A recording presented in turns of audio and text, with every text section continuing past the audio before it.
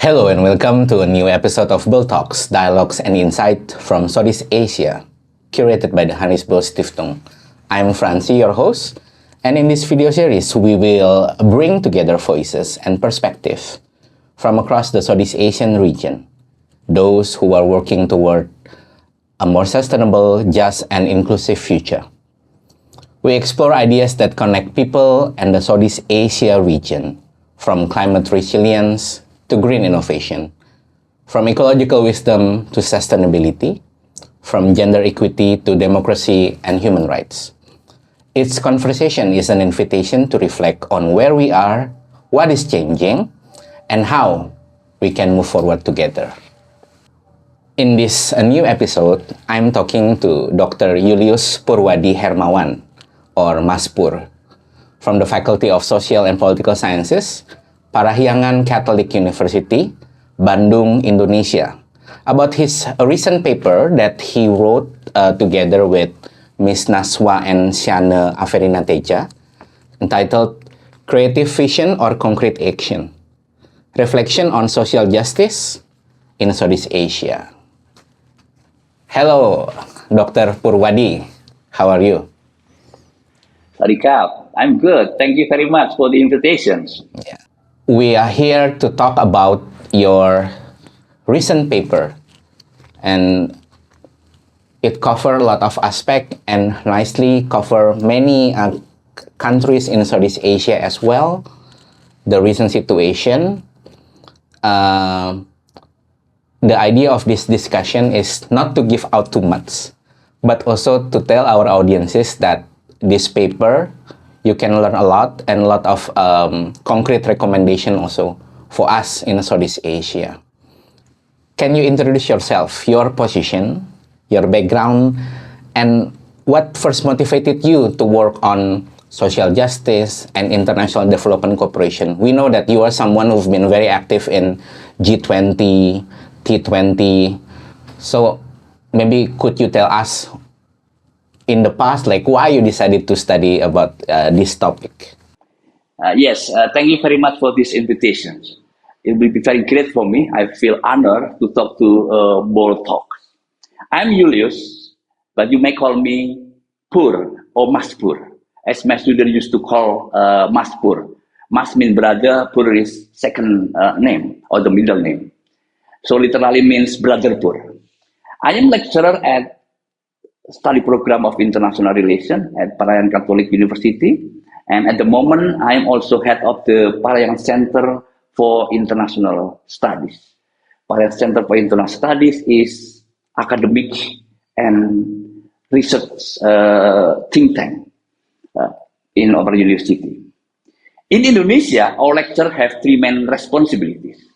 We call it Tridharma: teaching, undertaking research, and social community services.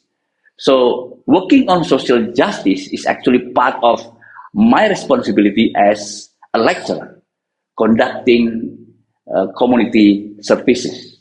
In this paper that you wrote with Nazwa and Syanne Averina Teja, you managed to put social justice, which is a global issue. All countries facing problem with social justice, yeah? How to give the best service to the citizen. You mentioned about social welfare, access to economy. Could you please share some insight to the paper that we are discussing today? Your understanding, what are the major takeaway? But don't give out too much, because I also really want our audience to download and read by themselves and interpret by themselves. Then please, maybe share 2 or 3 major takeaway from your research that you have written. Okay, first, allow me to give the background or the context why this paper is really important. First, we have to recognize that Southeast Asia is one of the fastest growing regions in the world. So in 2024, the ASEAN bloc GDP was an estimated $3.95 trillion. And then the projections suggest it can grow further and further in the following years, 4% to 5%, which is quite amazing.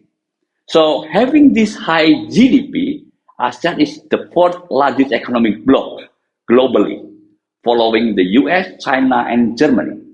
And we can say that this achievement is one of the success story of collaboration among ASEAN members to build regional economic integration. Then why we need this paper? There are concerns on the equal income distribution, social welfare, and access to essential services. And we also found the gap between the rich and the poor people in many ASEAN countries remains wide, while the economic development gap between old members and new members, such as Cambodia, Laos, Myanmar, need greater attention. Poverty and illiteracy rates, we found it remain high. Similarly, inequitable access to resources still very, very high. And many people, particularly women and disadvantaged groups in South Asia, must struggle to secure access to basic needs, such as affordable, nutritious food, quality education, decent health services, and proper housing. And our paper highlights an urgent call for ASEAN leaders to forge stronger collaboration for establishing social justice that integrate environmental justice as an indispensable part of Sustainable Development Initiative. Mas Franzi, we use documentary studies to examine to what extent ASEAN members are strongly committed to social justice in their countries, and the extent to which ASEAN has seriously collaborated to promote social justice in the region. So we have 6 interactive findings, but I will say 2 or 3. First, our team read the constitution of every single member of ASEAN, and we found that the terminology social justice is written in the constitution.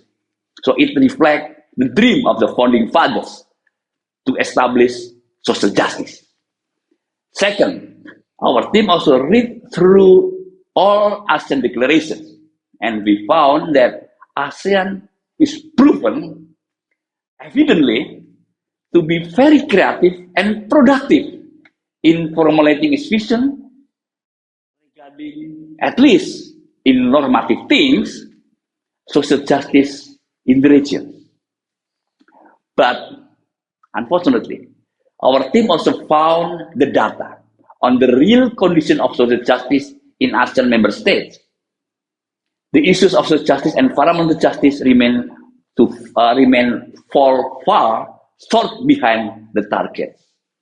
Well, we say on paper, ASEAN has formally adopted normative documents on social justice. Yet, there are still many work to do to address the real condition of social justice. If you read the paper, then you will find a lot of data suggesting still many homeworks that ASEAN leaders need to do. Thank you. One follow-up question. You said that in all ASEAN member countries, social justice is found in every country's constitution. Is that right? Of course, yes. But written in different language, definitely. Like in Indonesia, we use keadilan sosial, adil, keadilan sosial kadil, gitu. Which we define as social justice. Yeah. Adil mean equal distribution, something like that. Gitu. In Cambodia, in other countries, I think use different words, but more or less they're defined in terms of legal, economic, socio-cultural distributions, something like that. Yeah, very interesting because this is related with my next question, right? Social justice itself is a highly debated terminology, right? What is justice? What is it that you would want our audience to understand about social justice in the Southeast Asian context? And also particularly close to the ASEAN vision for the region? Yes, this is a very important question that really touches the issue that we address. Yes, a highly debated terminology indeed. And first, it is because the real condition of social justice does not meet the high expectation that are written in the national constitution and dozens of ASEAN declarations. That our understanding, debatable in terms of the fact, does not reflect the ideal. And clearly now, the people in the region must face real challenging situation. And this paper is aimed to ring an alarming bell, to remind the leaders and the people, if we do not initiate something concrete today, the situation will be getting worse and worse. And at the end of the day, our team feels it may not be reversible, will be too late to restore social justice. Mas Franzi, we understand that there are so many ways in defining the terminology of social justice in the region, but all actually refer to the same understanding, how the state can guarantee all people with equal economic, social, and cultural, as well as legal access without any discrimination. And and if we look at the real condition regarding whether all people already get access equally in terms of the economic, social, cultural, and legal program or policies, unfortunately, this is not the case in this region. Please look at the data, and we find proof that what became the dream presented by the founding members, unfortunately, is not achieved yet. So there's a big gap. There's a big gap between what is written, what is committed on those documents with the reality at the society level, yeah? Yeah. I might say also at some issues.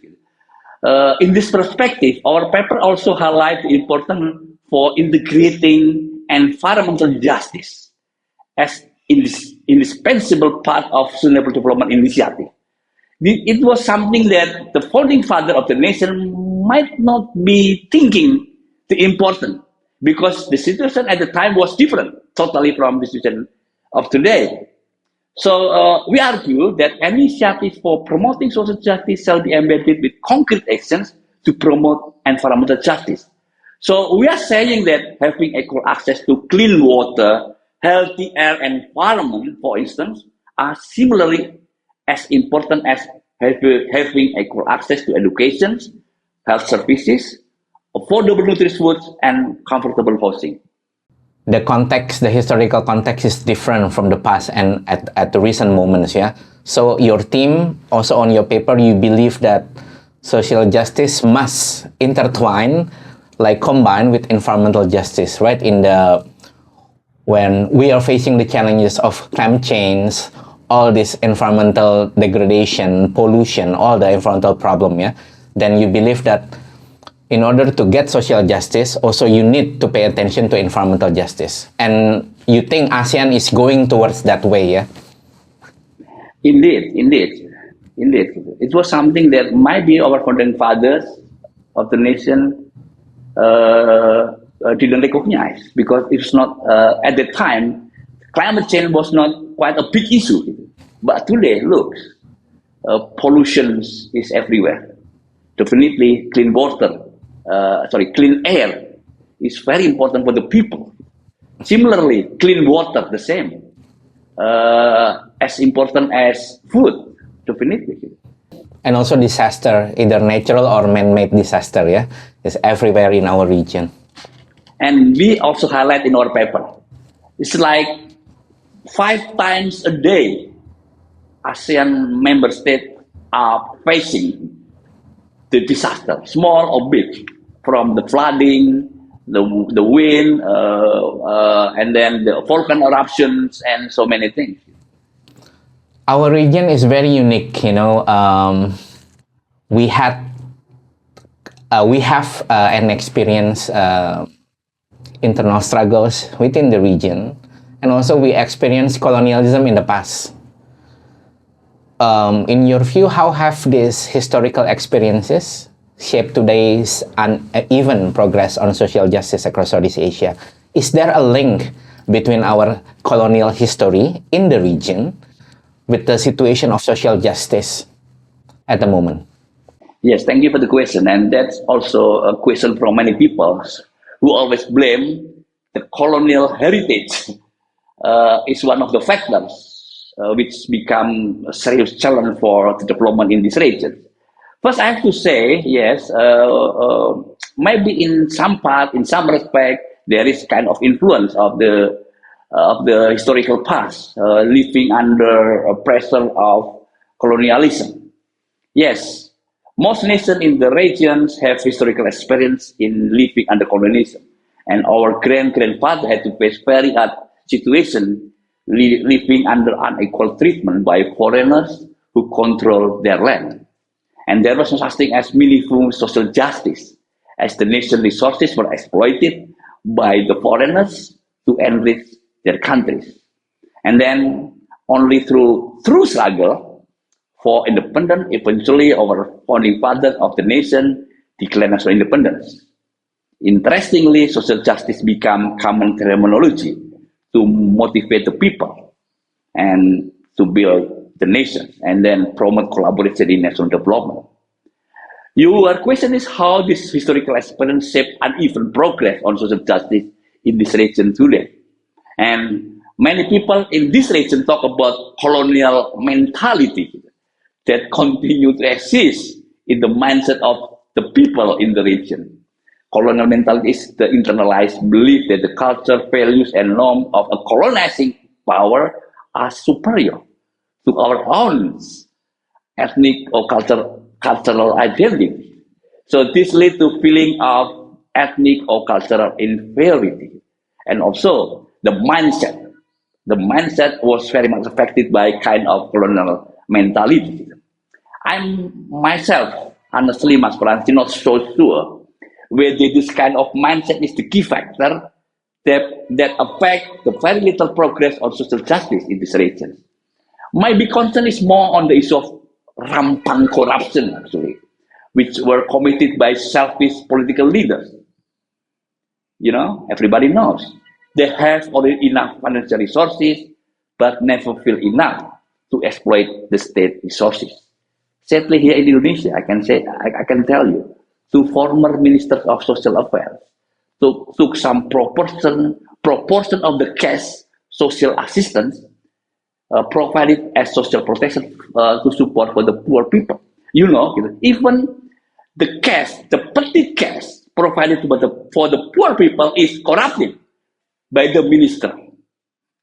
Yeah, what kind of minister? Who has no feeling of empathy for the poor, very poor people. Thus, the politicians corrupted not only the people's money, but took away the social right of the people for their own greedy interests. I will say actually, it might not be colonial mentality.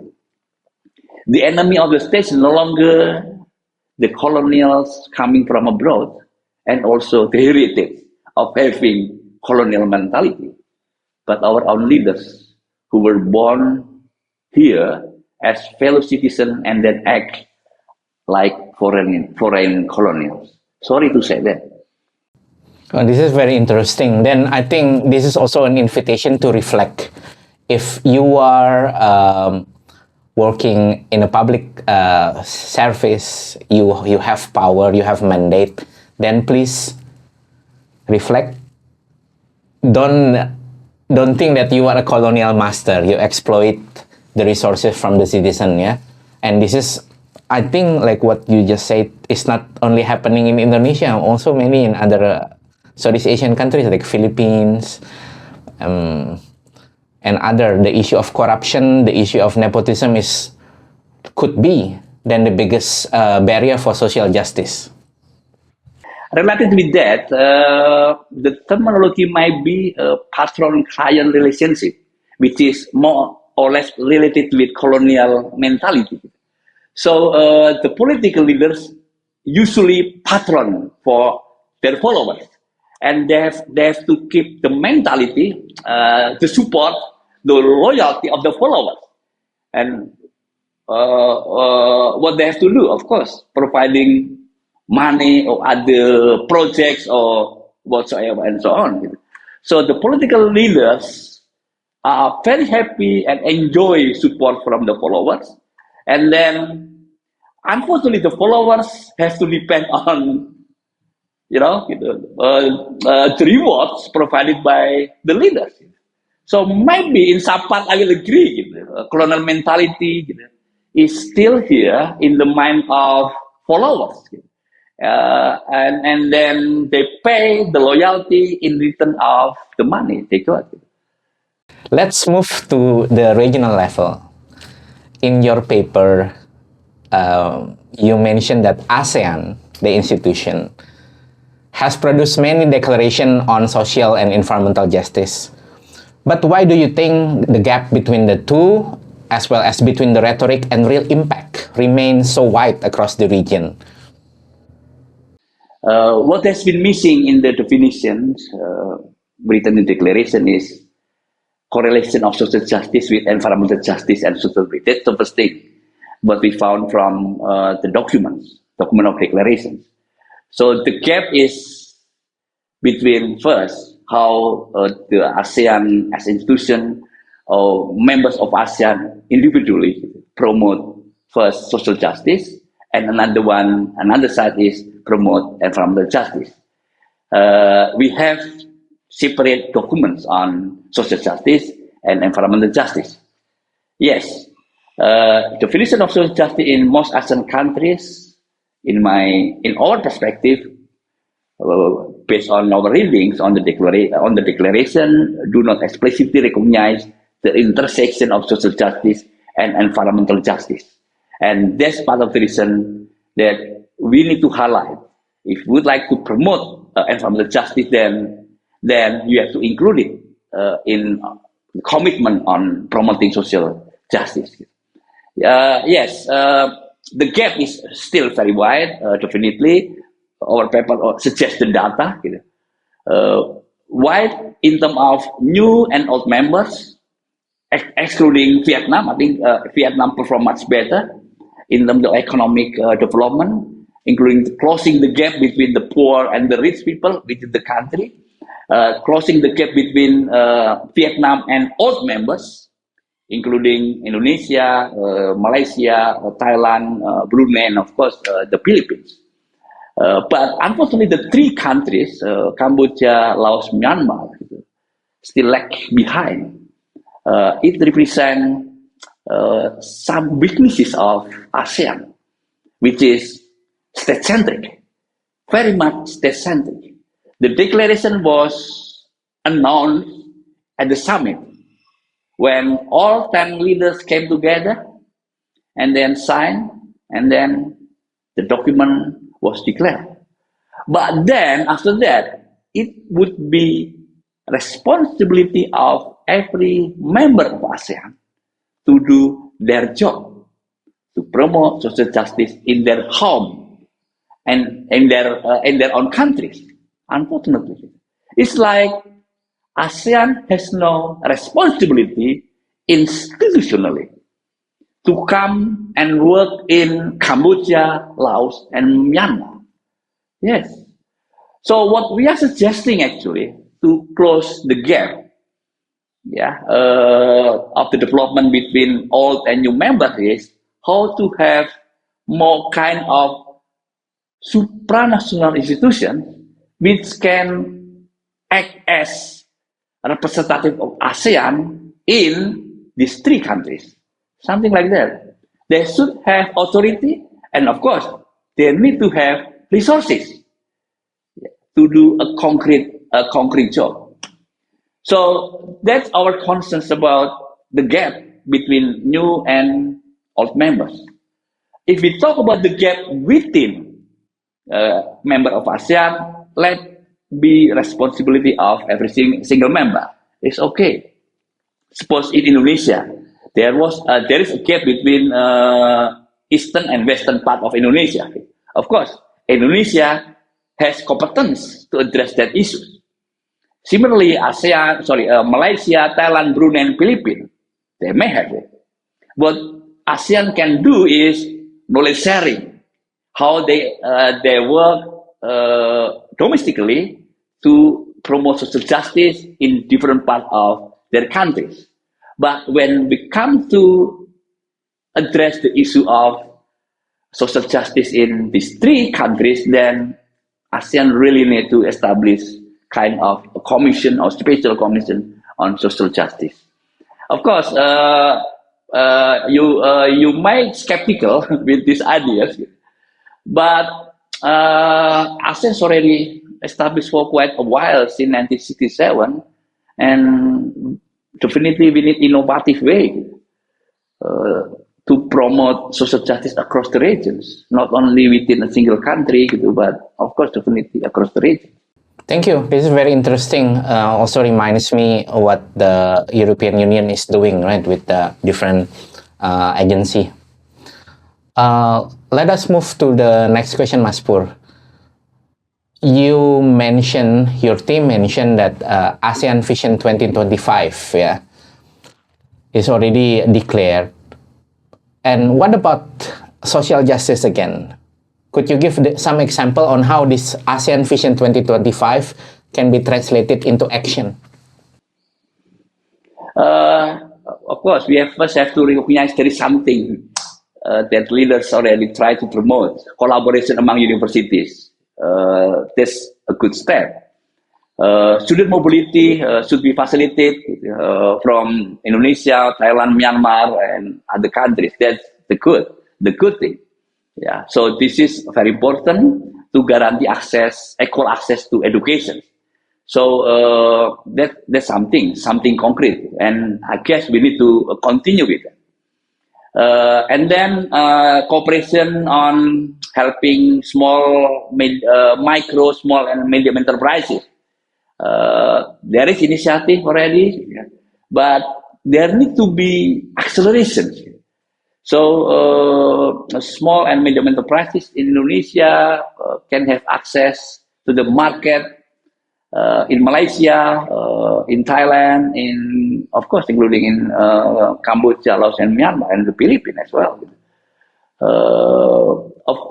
There is a question about competitiveness, of course, because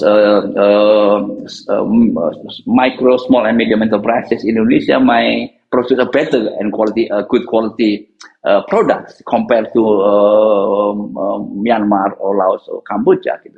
But again, this is the role of ASEAN to close the gap of the competence to produce something which can be marketable in different countries. Mas Pur, can you share some key recommendations, just some, in the paper that you wrote, where ASEAN needs to take more concrete actions, especially on social justice? Yeah, I think we propose 4 recommendations. I will mention some, but maybe you have to read in details to find the argumentation behind our recommendation. Of course, yes, understanding the real condition of social justice and environmental justice in the region, we think ASEAN need to establish a special commission on social justice, which is responsible to execute the commitments to promote social justice in every single country of the region, including monitoring, finding the data, and then sharing the information about the data, and then, of course, inventing the new approach to address the issue of social justice. And then we also recommend the collaboration between development partners. ASEAN has maybe more than 10 dialogue partners who provide support, including financial support. And we found that dialogue partners tend to work in silos. They work in their own approach without coordination with other dialogue partners. And even we found impression they are competing to each other on different sectors. And then that's not a good idea, isn't it?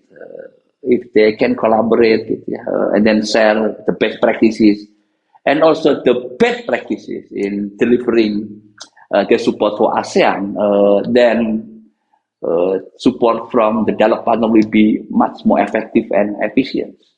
And then another thing is also on civil society. ASEAN enjoys very much support from international NGOs. But in my perspective, my Francis, international NGOs are very much fragmented by their ideological values, identification, something like that. So it's very hard also for them, even though they are working as advocate of social justice, for instance, but they may have different position because of of the value that they uphold in their home countries. So working together, collaboration, even though you have different ideological baggage, then I think still very important for the people here. Creating a regional hub for vibrant societies that consistently advocate social justice and environmental justice with high determination, I think will be very important. So create spaces, more spaces, use spaces for the civil society to work together. I think that's something we think is very important. And then last, regarding the Declaration on Environmental Rights, I think we have to appreciate highly, because when we brought this paper, we believe this kind of declaration is timely, and along with our arguments, the importance of social justice. Equal right to safe, clean, healthy, and sustainable environment is something crucial for human beings. Now, when declaration already announced and then published globally, it's time for action. Implementation is always the key. Earlier in our conversation, we mentioned about this colonial mentality or patron-client in your wording. I'd like to ask a follow-up question.